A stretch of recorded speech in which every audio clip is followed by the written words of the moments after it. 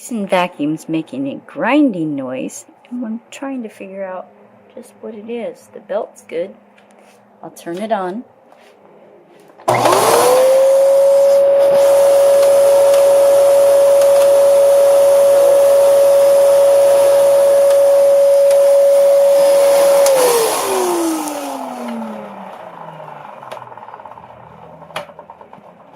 I hear a clicking noise coming from somewhere, but then once in a while it grinds really bad when I'm running it. Like a really loud grinding noise. I'll turn it off for a second, then turn it back on, and it will work fine, not even make the noise. But then once in a while it does it again.